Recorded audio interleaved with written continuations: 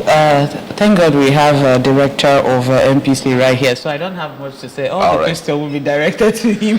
He's in the best position to give us answers to all those questions that has been begging for answers, because there are a lot of myths surrounding this census. So he's here to, clear things for people, and it's time for everyone to, stay close to your television set this morning, and remember that the number that will be displayed in front of your television set is there for you to call if you have any question whatsoever on this 2023 census.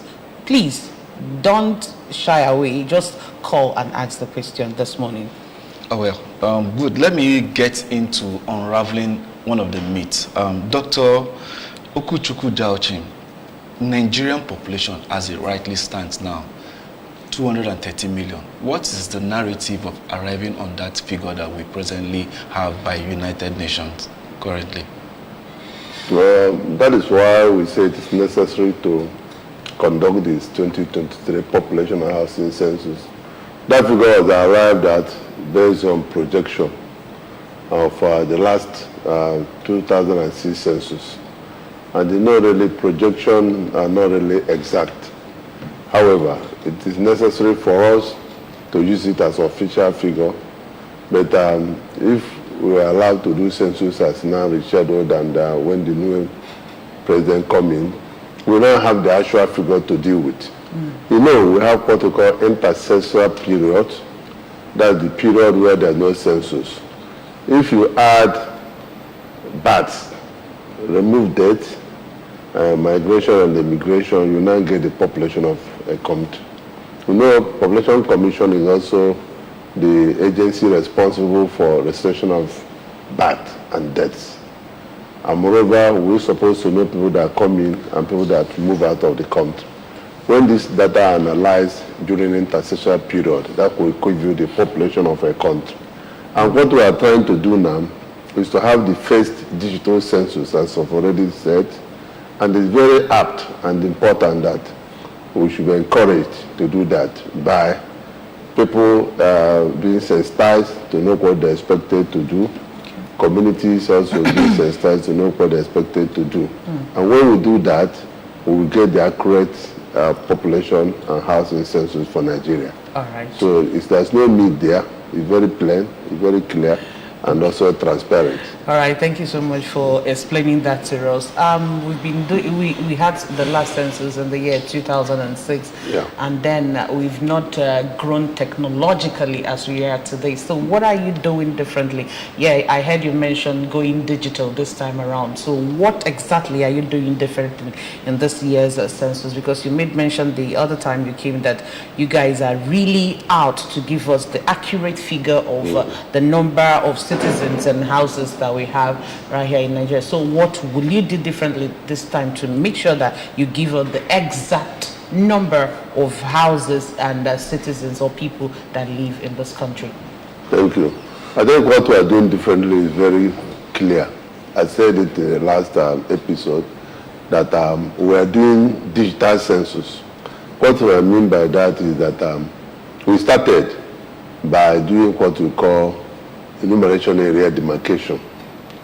That is the frame of any census. What I mean by that is that if you want to conduct a census, you must have what we call enumeration area. Enumeration area is a distinct unit, a small portion of a locality where an enumerator or two enumerators can count during the census. It's normally a population of between 200 and 500 persons. So that was what we started.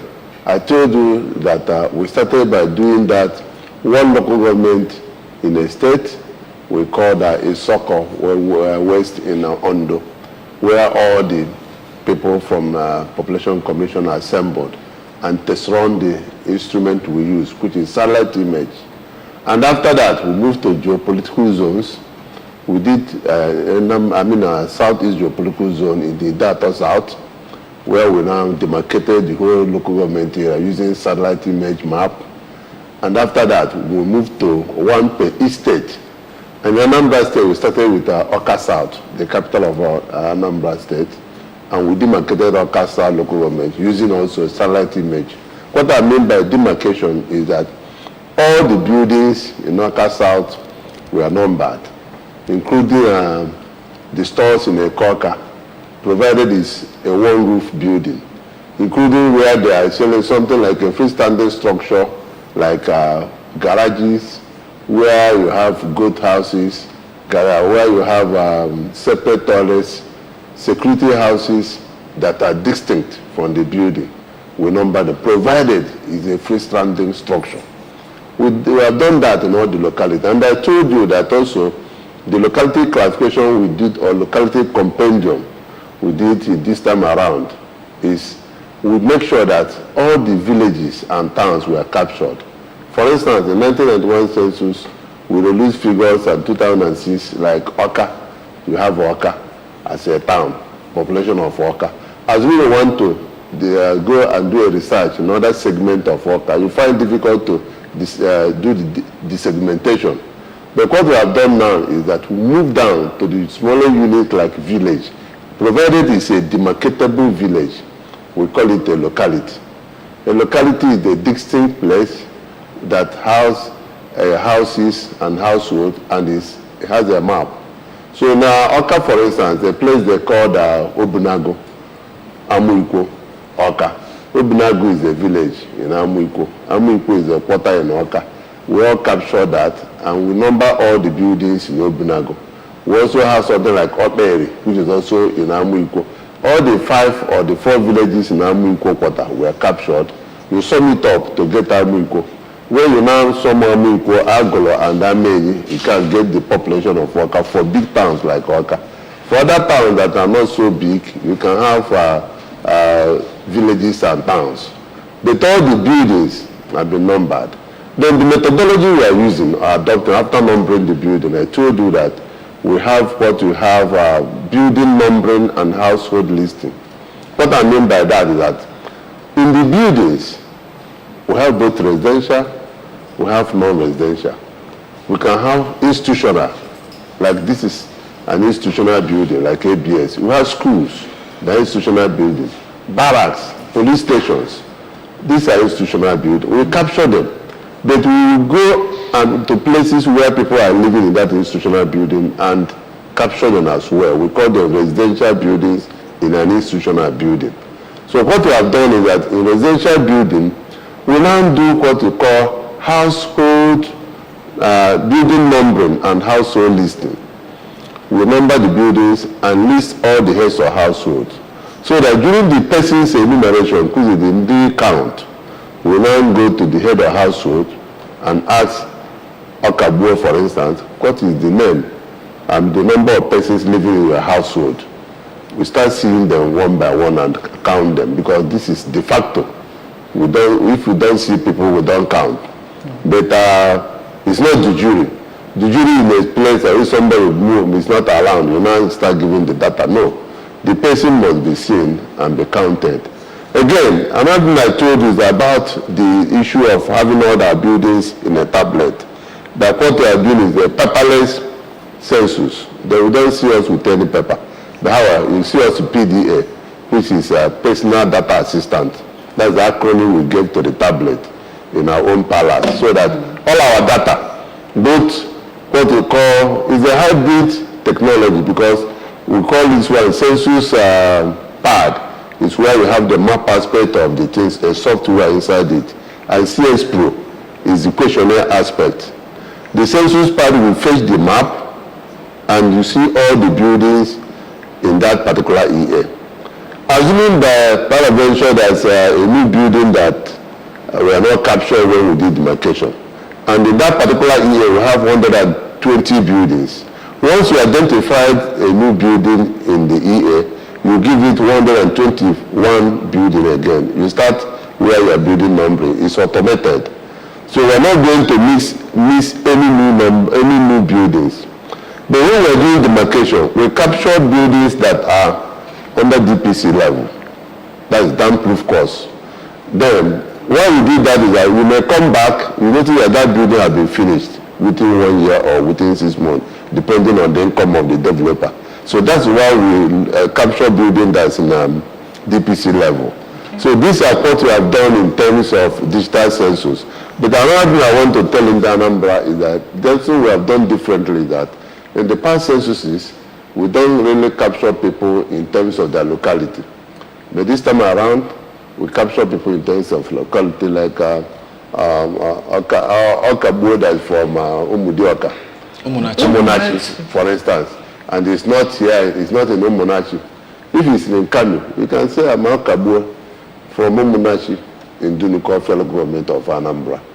And that has not been there before. And the way we did that is we want to attach people to their locality and as well as capture you where your usual place of residence is. Because that's your usual place of residence is very important for planning purpose. That's where you take your light, your school, your health facilities and other infrastructures from government. So it's very important for you to be enumerated where you are living. Okay. One other thing I want to ask, based on the fact that you've talked about what needed to be captured. So now what questions should we be expecting from NPC enumerators when they come to meet us? You said our states and our locality. What other details, information do we need to give? The question is fully loaded. And not only apart from your personal biodata, there's questions on your income, there's questions on employment, there's questions about your, that's what you are doing in terms of your employment. And also, there's also questions that relates to health. How are you taking care of your health? We even have what we call green census. We introduced that because of Millennium Development Goal.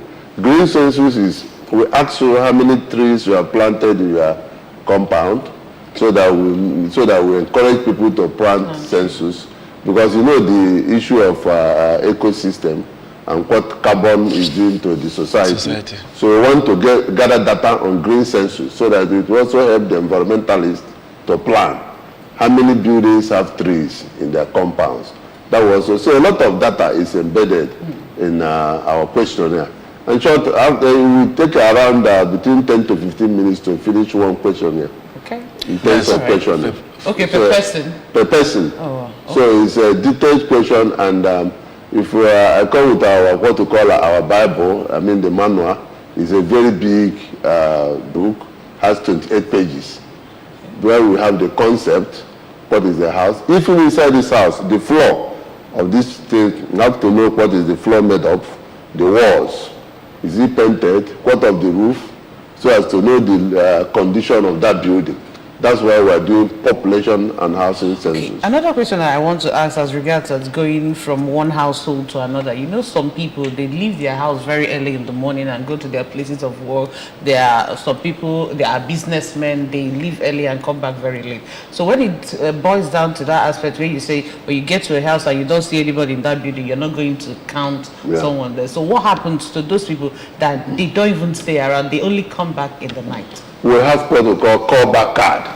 Each enumerator has a callback card. It has a counterfeit form and also the main receipt. If I come to a Kabua's house and nobody, maybe their wife is not there, I will now drop a callback card. Asking when is he likely going to come back? He said by 4 o'clock. I will now be here by 4 o'clock to enumerate you. I will give it to the head of household. By 4 o'clock, that enumerator will come and make sure that he's there to enumerate the wife of Okabue. Okay. That's the process. So the callback card will help us to track people that are not there physically. It is criminal for you to count anybody you do not see. And moreover, because we are sort of tracking them, it's very important that what we are doing is being seen real time. And all things are very important for us to know. We have to know that the callback card is very important, because without callback card, you cannot track this kind of situation. Yeah. So it's there, it's provided for. Okay. Then again, I want to know where you are as regards to training your enumerators and facilitators, because you made mention that we are not going to see you people going with paper and pen, so everything has to be computerized and all that. And we know what happens sometimes. We always use what happened in the election. Sometimes these people that they say they train, the ad hoc staff, at the end of the day, you see that they don't even know how to operate the machine they're supposed to use. Thank you very much for that vital question. Training we started with e-recruitment. E-recruitment is where we recruit anybody that want to participate in census, including our staff. Okay. You must have what they call NPC ID. You must have NIN number. You must have a Gmail account. And you must have a functional phone number. These are 4 basic requirements before you enter, you apply as a functionary in 2023 population and housing census. There are categories of functionaries. The first one, which is very important, is facilitators. We have levels of facilitators. We have national facilitators, where we meet as a country and decide the concept of how the teachers will teach. After that, we move to zonal. We have zonal facilitators. We employ some people from the zonal to help us teach in the zonal level. Then after the zonal level, we now move to state facilitators, where in the state, we call people like you and lecturers to help us teach in the state level. For instance, that after the state level, then the teacher, we call it trainer of the trainers, they will now move down to the local government area to train the supervisors and the enumerators. So far, we have done national training, we have done zonal training, we have also done state training. What remains now is for the training, the teachers we have trained to move to the local government areas to start training the enumerators and supervisors. And our concept is that there's no enumerator and supervisors now. But for administrative purpose, we know the number of people that are supposed to be enumerators and number of people that are supposed to be supervisors. For instance, in Anambra, we have 12,879 enumerators and 2,670 supervisors. Okay. And we have all recruited them based on what I told you. Now, what we are doing next is that there are 3 levels of our training. One is what we call self-learning.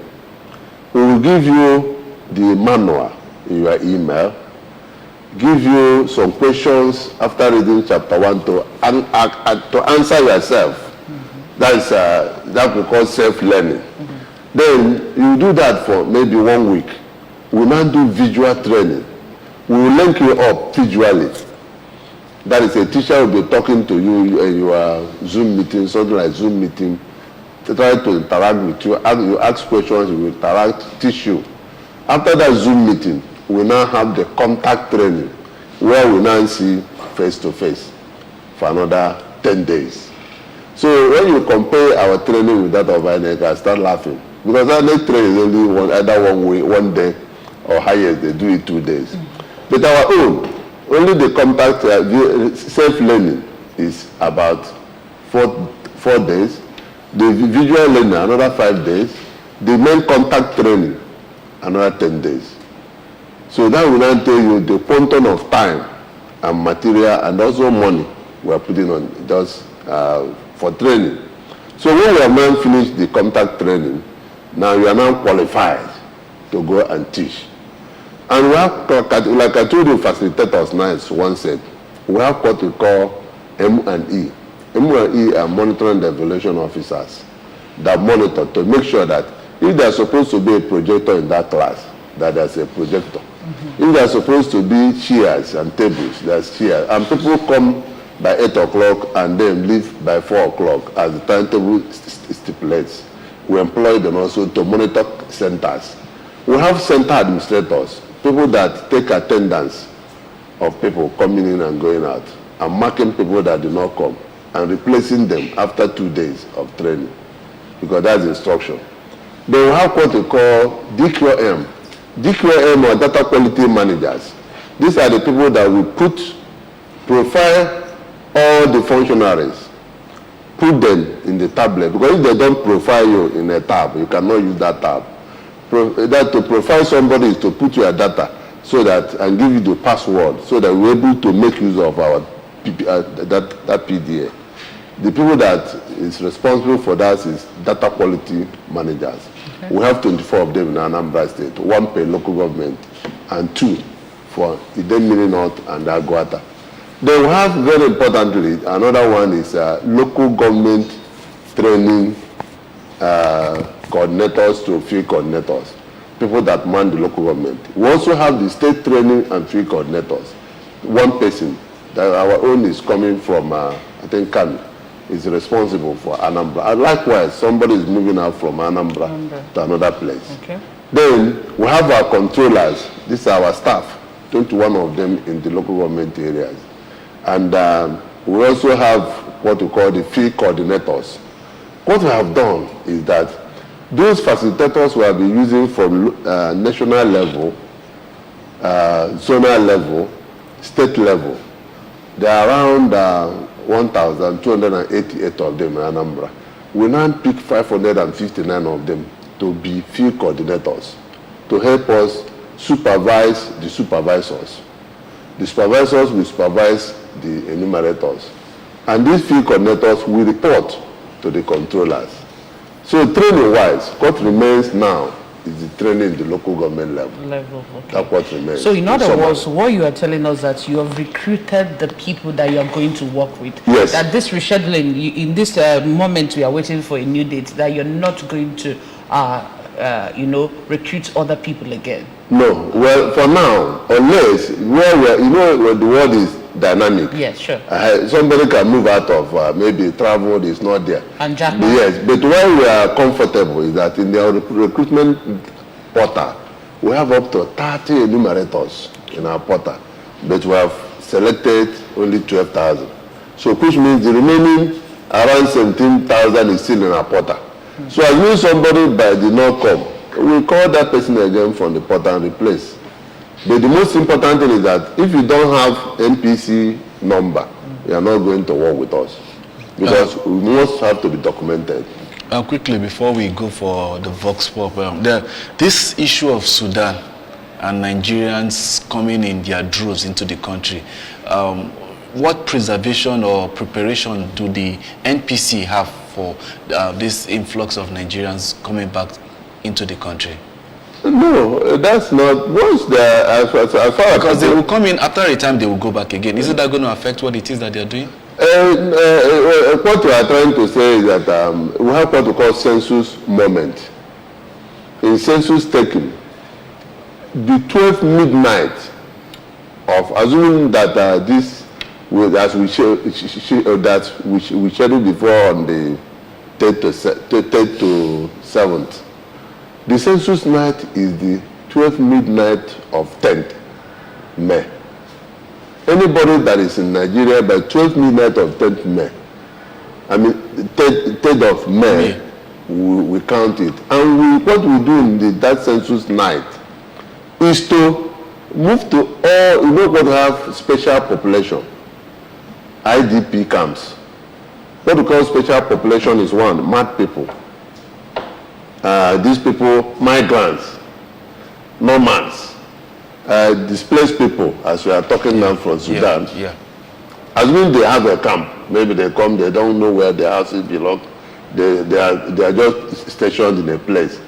And incidentally, 4 within 3rd and 7th, we are going to count them because they are inside Nigeria at that moment. Okay. That's the most important thing, because we are counting based on census period. Right. That we counted these people between May 3rd to 7th of May. Yeah. That is the population of Nigeria. Okay. So that's the reference point.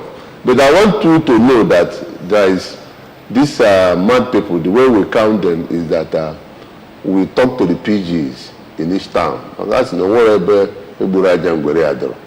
So what I mean by that, the PGs and the stakeholders in each town know where these mad people sleep.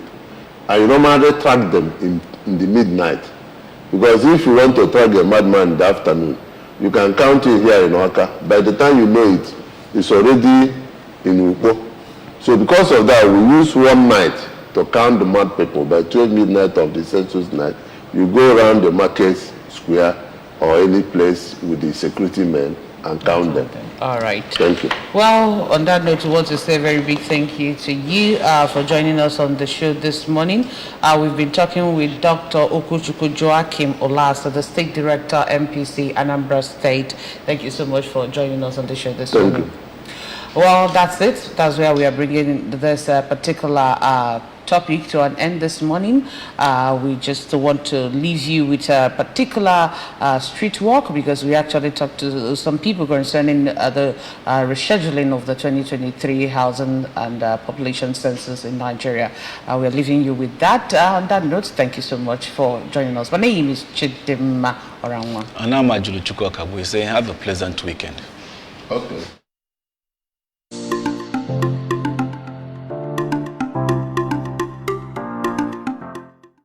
In our constitution, they said that census must always come after 10 years. Then why should they postpone this? Is there any reason? No reason. In as much as the last census that was held, we Igbos, because of our predicament, because the so-called IPOB said that if people should not counted. We are looking for Biafra. Well, eventually, the Biafra did not come. Eventually, assuming that we were supposed to have about 10 million in the southeast, eventually just about 2 million. So whatever they are giving us based on that 2 million, and this is exactly what they want to continue to further notice. So they are cheating us. I can remember the last time it was conducted. I was one of the enumerators, and vividly, it's over 10 years as it's supposed. So, and now we are about to have another one, and a lot of news, just like what's happening during election, according to what one of the one state command or what said that is because of the problem they are having in the rivers or what. So, which shows that there is elements of manipulation. So, and which is not good. I think this Nigeria have passed such level that always, and I can tell you vividly, all these things are happening just to marginalize one particular area, and it is very, very open. But only God can do otherwise. The federal government would have been well prepared enough before choosing a date. So, as it stands now, it shows that they are not prepared enough before. So, that was why they decided to postpone it. I feel bad about it because for long now, we have not had any census in the country.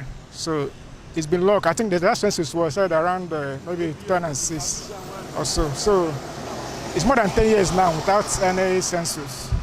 So there's need for census in the country. The census is what we planned and planned and planned before it started executing it.